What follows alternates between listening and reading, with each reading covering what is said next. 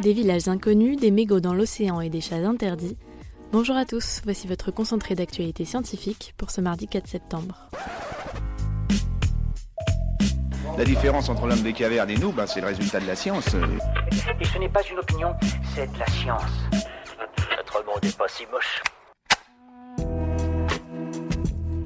Au Brésil, le musée d'histoire naturelle de Rio a été entièrement ravagé par les flammes. Pas moins de 20 millions de pièces d'une valeur inestimable sont parties en fumée ce dimanche. Considéré comme le plus grand muséum d'histoire naturelle d'Amérique latine, il fêtait cette année son bicentenaire. À cette heure, on ignore encore l'origine du sinistre. Le plus ancien village d'Égypte a été découvert dans le delta du Nil. Selon les archéologues, il aurait été bâti il y a 7000 ans, soit 2500 ans avant les pyramides de Gizeh.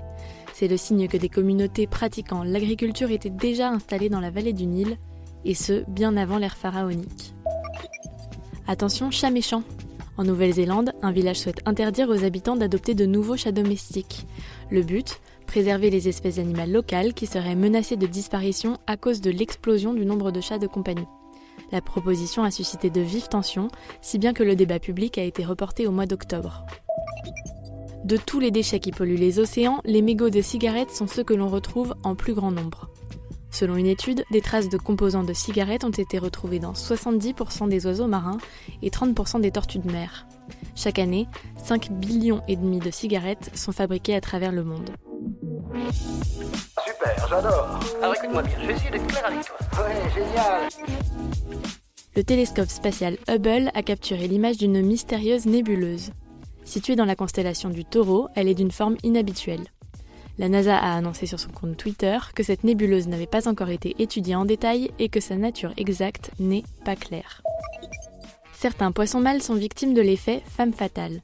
Selon une étude, les poissons syngnathes, qui portent et accouchent de leurs petits comme leurs cousins les hippocampes, n'hésiteraient pas à interrompre leur grossesse s'ils sont présentés à une femelle plus attirante que leur partenaire.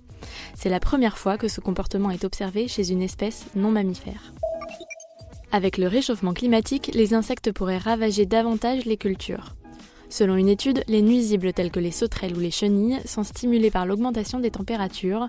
Ils pourraient donc s'attaquer de manière encore plus invasive aux exploitations agricoles. Immaculée conception à l'aquarium de Sydney. Une raie femelle a donné naissance à un petit sans avoir été en contact avec un mâle depuis 9 ans. Le bébé est né grâce à la parthénogénèse qui permet la reproduction à partir d'un gamète femelle non fécondé. C'est un phénomène très rare chez les espèces vertébrées. C'est tout pour aujourd'hui, nous vous disons à demain pour un nouveau concentré d'actualité scientifique. Voilà. Il ne reste plus qu'à vous remercier de votre attention. Au revoir.